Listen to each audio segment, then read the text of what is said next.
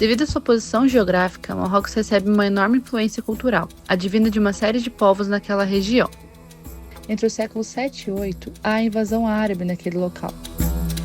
O domínio se prolonga até 974. Avançando para os séculos seguintes, no século X ao século XVII, houve a ascensão e a queda de várias dinastias e movimentos religiosos, entre elas a cultura almorávida, que no seu auge controlava Marrocos e partes da atual Argélia e Espanha.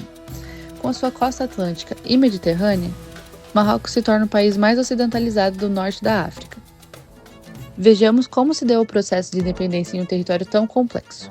É no início do século XX que as potências europeias começam a definir suas esferas de influências no país.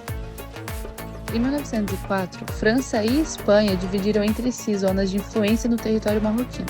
No entanto, em 1912, o Tratado de Fez, o qual estabelecia a abdicação do sultão da soberania do Marrocos para a França, e então transforma o território central e sul do país em um protetorado francês, estabelecendo quase 4 décadas de controle estrangeiro sobre o país. A insatisfação popular cresce ao longo das décadas, culminando em 1953, quando a França exilou o rei Mohammed V. Esse ato surge como uma tentativa de controlar os movimentos nacionalistas. Porém, essa ação gera uma onda ainda maior de protestos que consolidam o desejo de independência entre os marroquinos. E é com esse cenário que a França cede devido à pressão popular e à crescente resistência. Em novembro de 1955, o rei Mohammed V retorna a Marrocos e no ano seguinte, após intensas negociações, Marrocos finalmente conquista sua independência, assim encerrando 40 anos de dominação francesa.